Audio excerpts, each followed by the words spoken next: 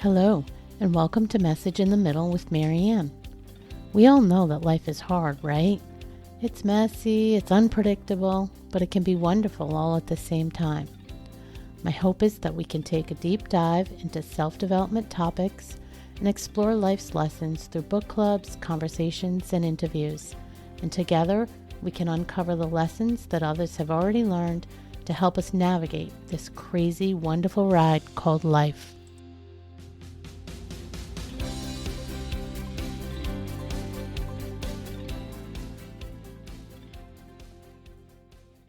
Hello and welcome to Message in the Middle. I'm your host, Marianne, and it feels like a particularly meaningful time to have today's conversation because so many people are reevaluating the systems, institutions, power structures they once trusted without question. We're watching people wrestle in real time with what it means to speak up, what it costs to tell the truth, and why uncomfortable truths are often easier to dismiss than to confront. We're questioning how silence gets maintained and why certain voices are ignored for so long, and what happens to the people who choose to speak up anyway.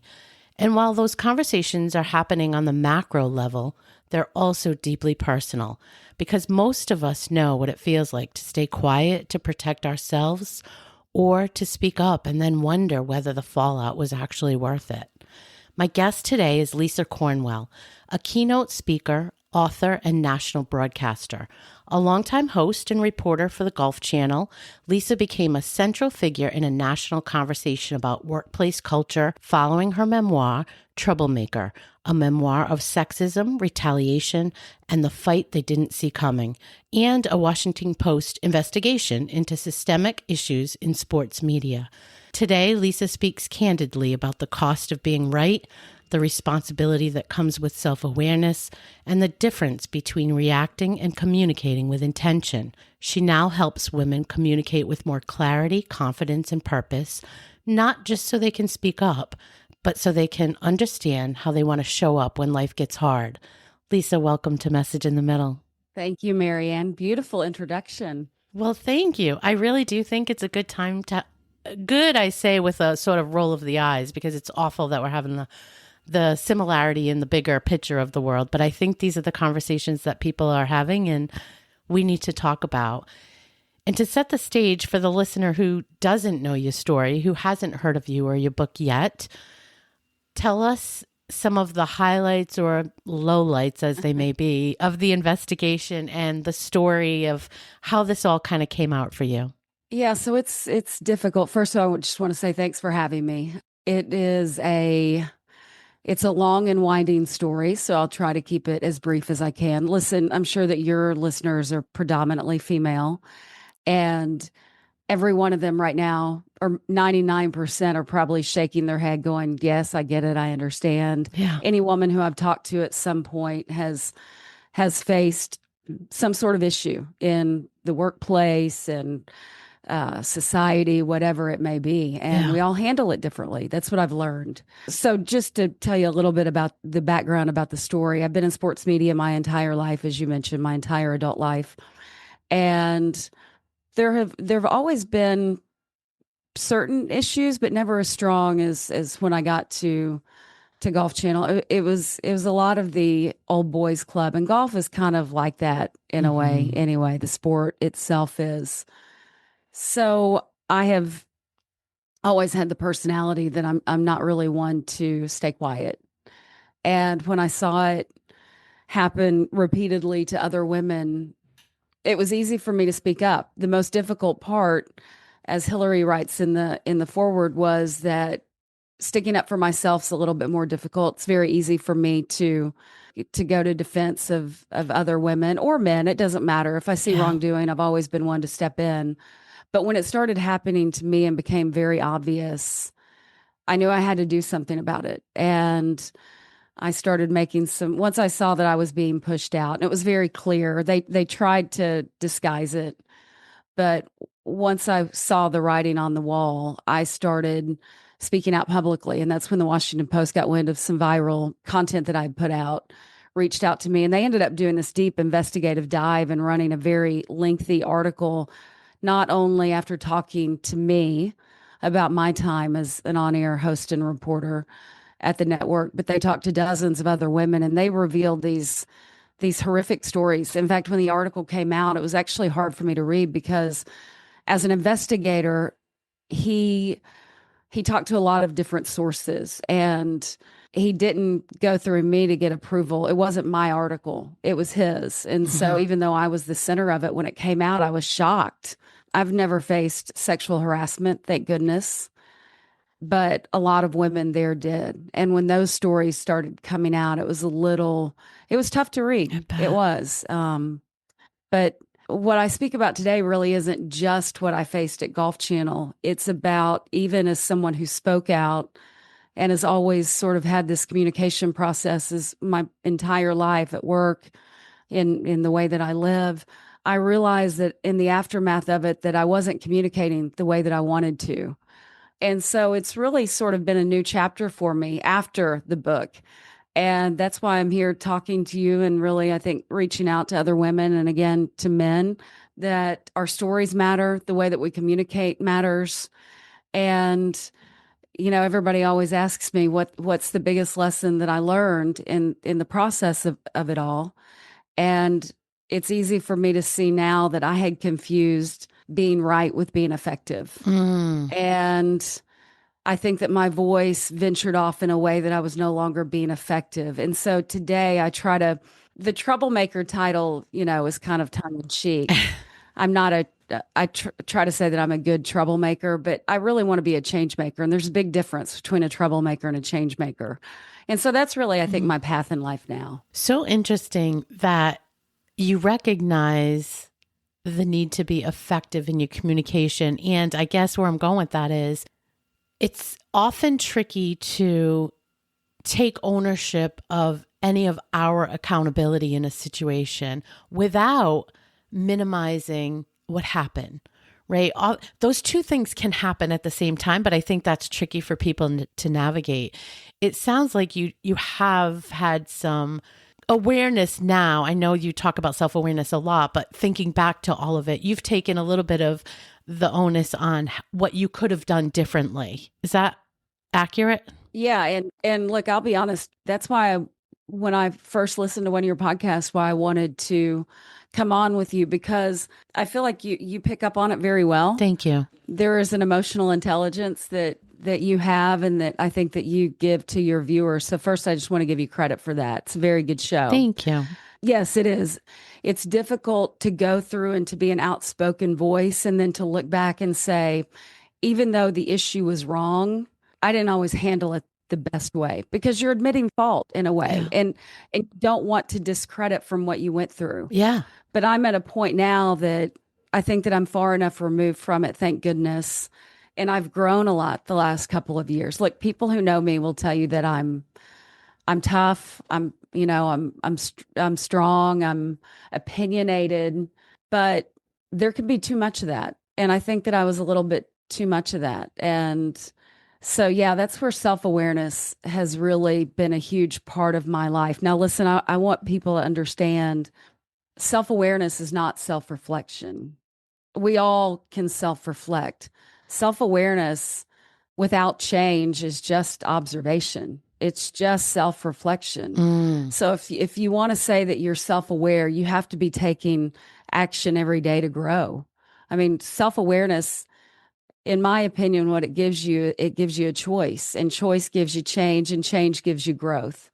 And before all of this happened, I didn't have those tools in my toolbox. I just wanted to win arguments. I just wanted to prove that I'm right, you're wrong, and that's the end of the story. And it's not the end of the story. I'm a better listener now, I think, because of self-awareness. It's very easy for me to apologize because of that. Like, I have a very strong critical voice that lingers in my head, and I always will. There's a part of me that will always have that, but I just have to keep it in check. And it still happens to this day, Marianne. I mean, I can't tell you the number of times I have to call my sister back, and she's the closest person, I think, in my family to me for my entire life. And I have to call her back and apologize, even though I think the specific issue that we were discussing, I still think I was right on it. but how I handled it was wrong. And that's okay. You can still be right on an issue and apologize for the way that you handled it. So, yeah, it has been I never thought post 50 that I would be growing up, but I really am. And that's what life's about. To me, that's what gratitude and evolution are about. Gratitude isn't just, going around saying thank you for what you have. It's really living in a way that honors it, and the way that I think that we honor that is to get better, to grow, to evolve. And that's where I am in my life right now. I agree. And I just want to give you credit for saying out loud that you still have to, you're still working on it. You're still a work in progress because, as am I, and we talk a lot about, there are so many people out there in social media that make it look like, wave the magic wand, do the work, you're done, you're fixed. I mean, this isn't about being broken, right? It's about just becoming better and evolving as we go. And you don't do something for 50 years and suddenly just stop. It's there. You have to kind of keep working on it as you go and recover quicker, notice it faster. And then, like you said, take a different direction. I want to go back to a couple of things you said. Let's see if I can remember them. The voices in your head. So I've heard you say, talk about that voice in your head, and we all have that voice in your head. So I'm curious about the inner dialogue that you are having with yourself at the time of all of this, in the heat of the fallout. What did that look like inside your head? I'm guessing a whole bunch of emotions, but what did that look like or sound like, I guess? Yeah, it was loud. It's a great question. So I think that if I wanted to put it in sort of a neat little box, I justified my anger constantly. I was always telling myself that I was right and that I was strong and that I was the one who was sticking up for what was wrong. That that I was the person making it better. And it wasn't false, but it just wasn't the entire truth of the picture. So the premise of what I was doing was great, but I have to go back to, I think, to fully answer that question. When this all started happening for me, when you have this moment of, you realize that something's not right. We all face it. Not everybody has this experience that I did, that you realize that your words aren't matching, who you are on the inside. Yeah. But things linger, and you just realize that something's off. So I can tell people, maybe for some folks, it's like you send text messages and they stay with you, or emails or calls, and that something's not right, but you can't point it out. They just linger. I think for me, I was on social media one day, and I really try not to do that very much anymore. This is a couple of years ago.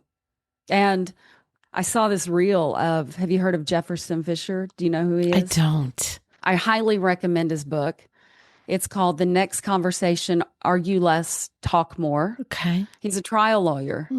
And he had this reel on Instagram, and I never listened to reels, but for some reason, the way he smiled, he's very warm. So I listened to it. And then I got into total stalker mode on his page, and I started listening to all these videos, and I was like, wow, this guy really makes sense. And he had a quote on there as I'm going through his page, and it said, "The fastest way to lose your peace of mind is to give someone else a piece of yours." So true. And Marianne, I'm telling you, that hit me like a ton of bricks. And that's when my life changed, because I realized that I was really good at giving people a piece of my mind. And what it was costing me was the other version of that word. And wow. that reel introduced me to the quote, and the quote introduced me to his book. And in the book, he made this statement. He said, it's funny when I say it out loud, I say it in my head a lot, but it still kind of makes me emotional. He said, "You cannot call yourself a kind person if you don't use kind words." And I started thinking about the way that I was communicating on Twitter, and some of the things that I was saying to people who I thought they were being hateful, and I would call them out and say these horrible things, these words and these actions that really didn't reflect my heart. And I knew then that something that I had to change. I stopped going on podcasts. I stopped I stopped making posts on Twitter. I really did this whole reflection on who Wow. I was. And I call it reflection at that point because it wasn't awareness. I wasn't making changes. I just saw it. So I think that's a long way of answering your question. I had rage, I had anger, I had passion, I had determination. I was determined to get the story out. I was determined to name names. I probably, if I'm being honest, I wanted to publicly shame these people. I mean, Sure. I mentioned my old boss 120 something times in my book, and Wow. she was a woman. And Wow. that angered me because she allowed people around her to do these things that they did to women, including her husband. And it's still like, I still find myself like now the troublemaker in Tensing me. up. Oh Yeah. yeah. Like my, I'm getting kind of Yeah. fired up now, but, Yeah. so see, this is the moment that I have to control myself. But yeah, it's such it's been an interesting 3 years that I cannot tell you how grateful I am. I'm grateful for the journey. I'm so thankful that I found Jefferson Fisher in that book. It really changed my life. I love that And, for you. I that's what I want to share it with people. That's why I talk about it. I want to talk about these things that we don't talk about because we try to put on this air of perfection and, Yeah. my life is great and I'm perfect and I'm wonderful. And no, we're not. And Yeah. I'm Right. not. And I mean, Yeah. I am broken. I'm trying to fix it. I will always be trying to fix myself now because that process has been life changing. It's weird. I love telling people I'm sorry now Mm. because it feels really good to own it. And it Mm. feels really because it comes from, from a place deep inside me that I care about. Love that. Well, I want to say, I don't think you're broken. I don't think any of us are broken. I think we all come with different baggage and, different history and wounds that shape the way we show up in the world. And I think the good news about this time of our life is we get to explore that if we want to, and we get to evolve into people that make us feel better and that align more with the core values that we've come to as adults say we want to be our values and stand by those. But I think when you think about the boss and how she didn't show up the way you wanted her to show up, the way I wrap my head around people like that, and I have some in my family, is try to just see the perspective of what they were taught, what lens they had when they showed up. And it's not to let them off the hook because we still expect certain things of people, but I do think it helps you to soften just enough to maybe see there's other reasons that we don't really have full insight into as to why they do the things they do. I want to touch on you continue to say it, and you've gotten self-aware. And not only that, though, you moved into action. So you're changing the way you show up in the world. And I think one of the things we talk about here often is there's a difference, right? There's often a gap between becoming self-aware and actually taking the action, doing the thing, making the changes. How are you finding it? Or what tools are you employing to help you consistently take those actions, take those steps to close that gap? I think that I've changed the way that I look at it. I think for a long time, my ego was, and like for so many people, the ego is ruling the roost, and it no longer, Yeah. well, I can't say it no longer. When my self-awareness comes into play, it doesn't control me. It doesn't prevent me from recognizing that I was too sharp with my words there, or maybe that person isn't wrong or horrible. Like you said, maybe they're just having a bad day. So let them off the hook a little bit. I was very Yeah. quick to point out flaws, injustices. And look, I still think that that's important, but how I handle it is also important. How I call it out or point it out or have that discussion.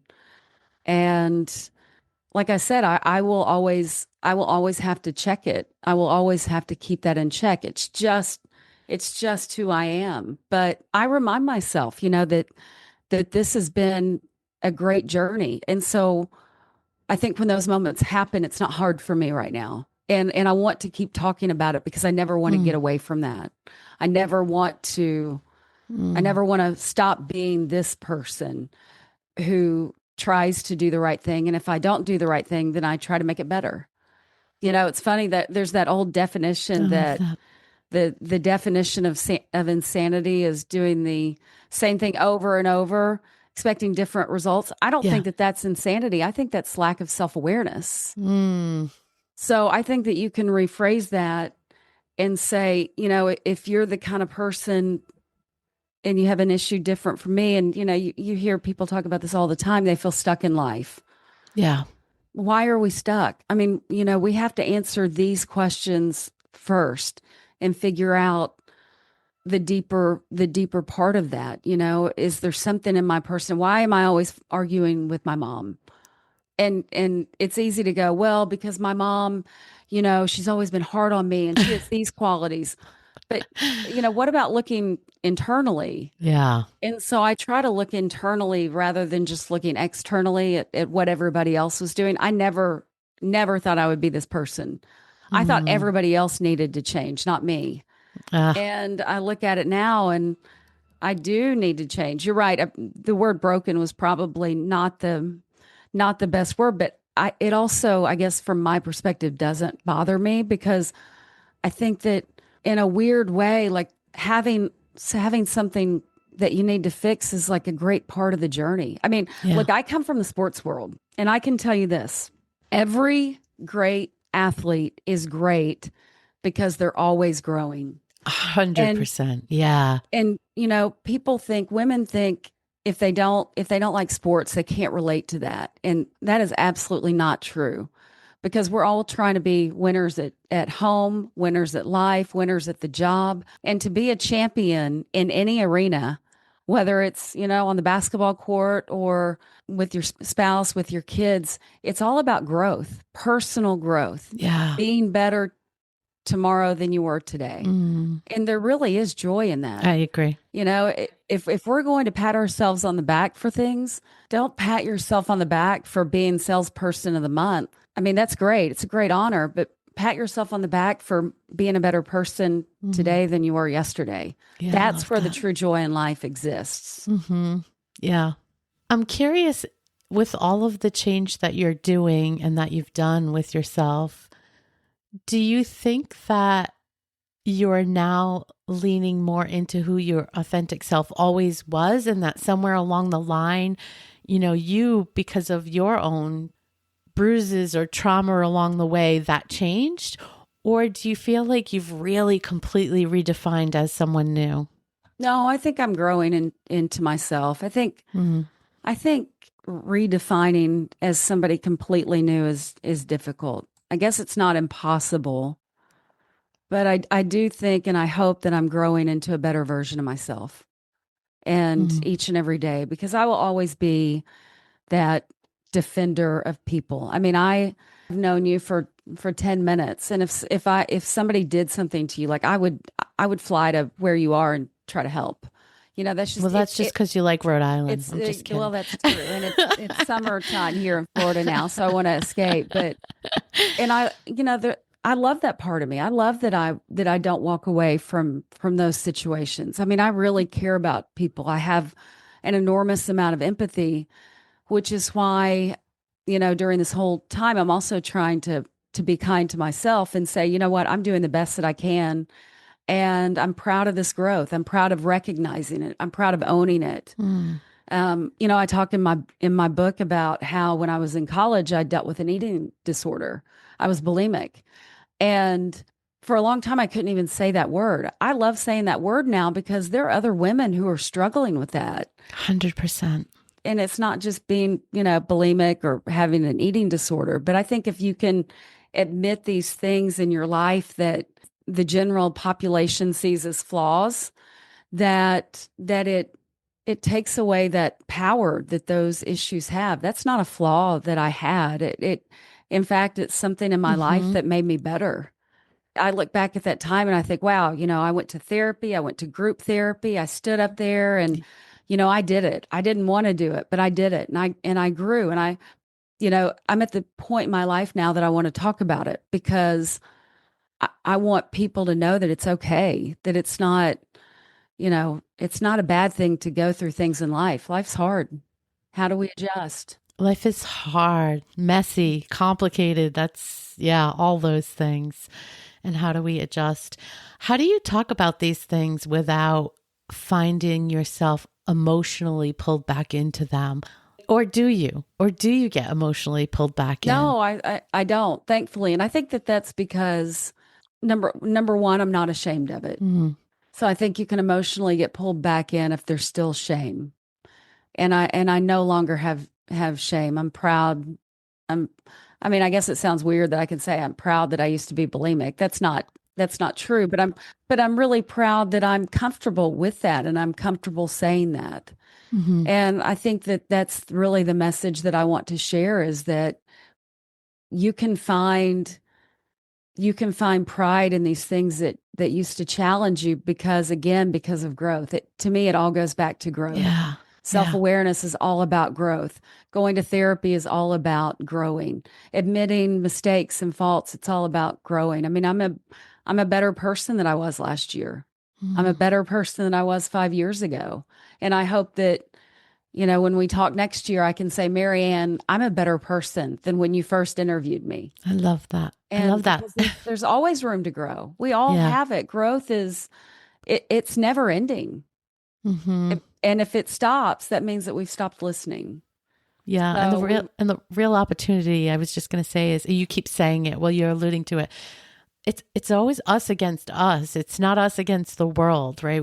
I've talked about that on other episodes, but if we can just better ourselves and keep getting ourselves to a better position, or, be better, happier with ourselves and grow, that's what the contest is. It's not, is my life better than your life, or do you have more things than I have?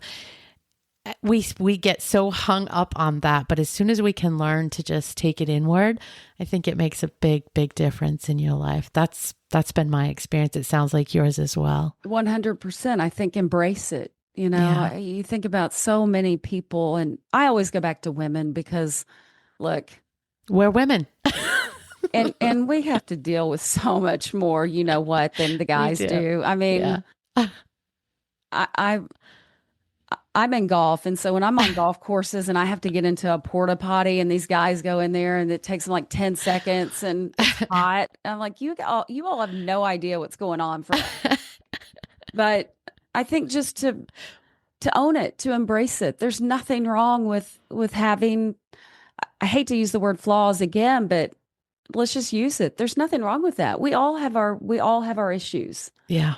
So own it and 100%. embrace it and be proud of it. There's nothing to be ashamed about. No.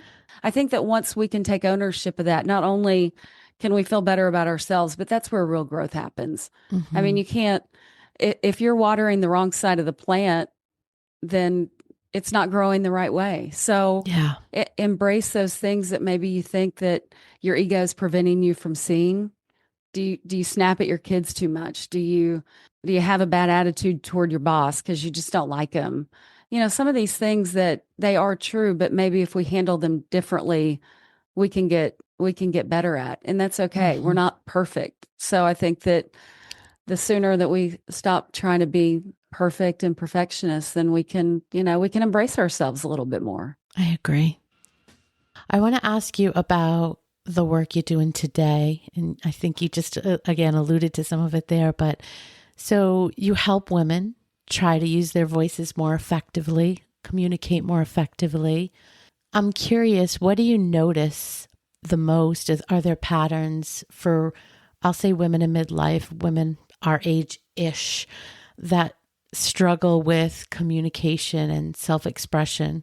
What do you see? I think that as women, we are taught to do it all and to Mm-hmm. do it with a smile. And I think that sometimes it's letting go of that. Again, I go back to the ego. The ego, it's funny how ego works differently in men and women. Men, they don't want you to see emotion. They don't want you to see what's going on. women want to put it all out there oftentimes, but don't want to disclose what's really going on inside. We have our own armor that we put up. And I think it goes back to just embracing who we are and and figuring that out and owning it. I think that having that real heart to heart with ourselves and looking in the mirror and saying, okay, who am I? What do I want? I mean, a lot of the stuff that I've learned from other people who have been through it. And there's a performance coach in Australia who says, in order to figure out your life and to live fully, you have to answer three questions, and they have to be in this order. Who am I? What do I want? And how do I get there? But you can't answer that third question until you know what number one is. Yeah. And before my whole self-discovery mission the last couple of years, I would answer it like, I'm Lisa, I'm empathetic, I'm a defender of people, I care about helping others. And all of that is true. But I have to also throw in these other caveats now. I am those things, but I am also someone who every day, and I mean it every single day, has to make sure that my words and my actions reflect my heart. And fully understanding myself has helped me get to this point to where I can now answer questions 2 and 3. And answering those questions, that's what led me here to where I am with you and talking about it. What do I want? I want to use my story to help other women find theirs. Yeah. Because we all have stories that matter. I mean, life is one big story. So what's your story? And what story are you telling the world? I mean, you have to take a long, hard, honest look and figure that out before you can evolve and you can grow and you can change. But it all starts there. And I think when I talk to women, that is question number one. Are you willing and are you able to fully answer who am I?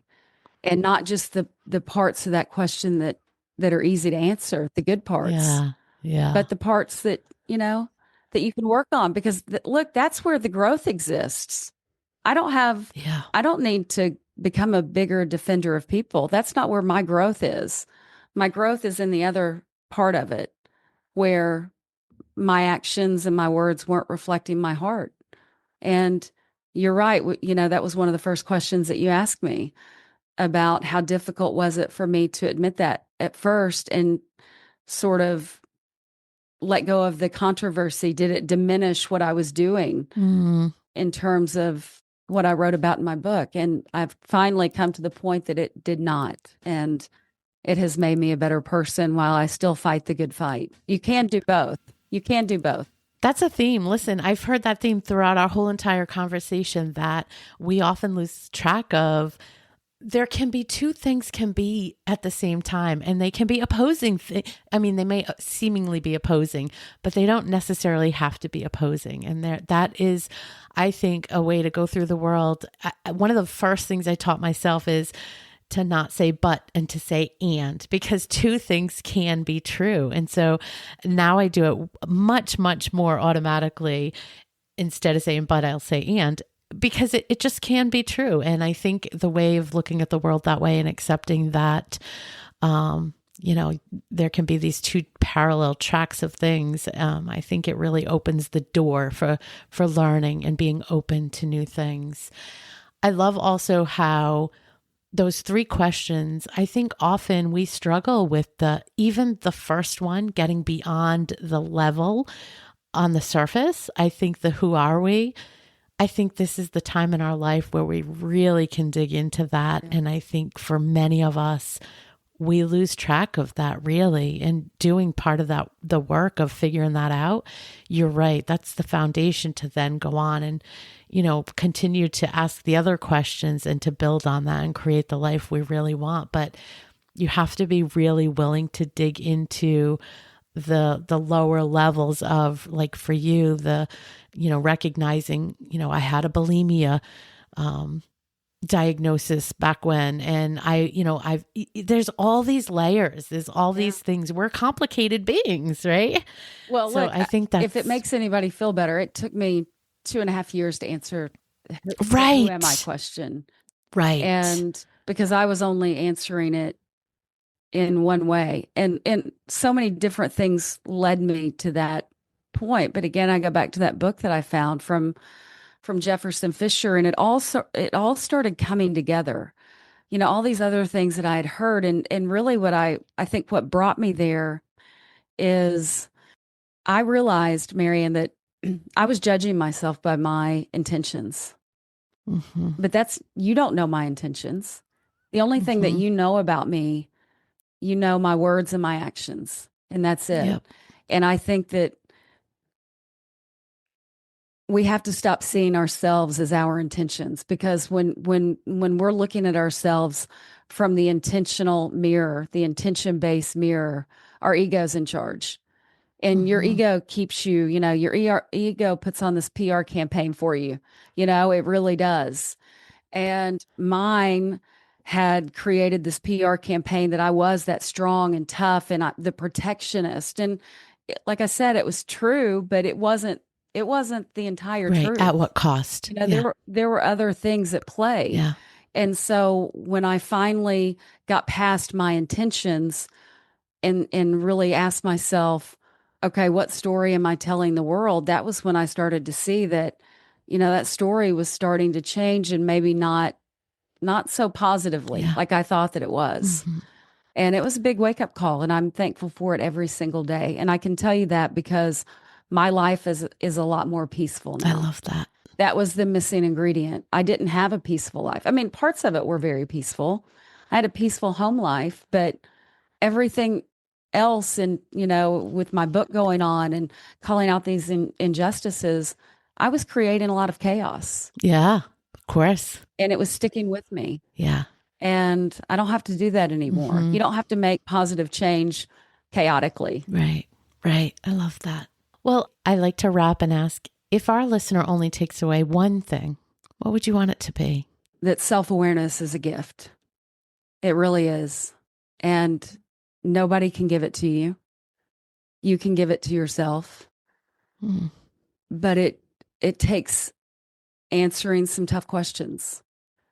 It takes putting your ego aside and saying, what am I doing that could be keeping me from being the person I want to be? What could I be doing that is causing this conflict? What could I be doing that is, keeping me Mm. stuck in the same position? What do I control that really I'm limiting, whether it's my behavior, my performance, my growth? Again, I think that, for me, self-awareness is all about growth. And that's why I call it a gift, because the gift in life is growth and becoming better every day. You don't have to magically wave this wand and say, okay, I'm a new person.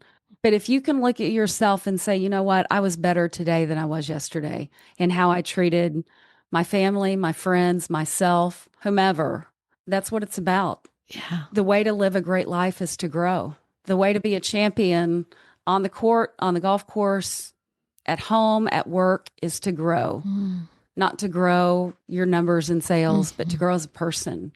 And there is a lot of, there's so much peace and joy in growing.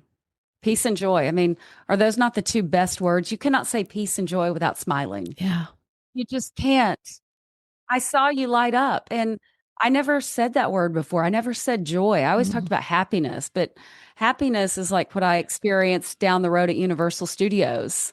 Joy fills up your heart. I can Mm. see it on your face, and I feel it. Mm-hmm. So I think that, that's a life that we all want. And Yeah. it begins with growth Yeah. every single day. 100%. What a great message. Thank you for sharing that and for sharing all of this and your story and all of what has happened to you and what's coming out of it, because I think the growth and the opportunity that you're giving others to sort of take a look in will help them see some of their own reflection there and start doing some of their own work. So thank you for that. Where are you most active? Where would you like to send people to find you and all your work? So I have a website, lisacornwell.com. If you go to Twitter, I'm very active there, but it's all golf based. I'm trying to redirect my Instagram to show more of this work that I care about.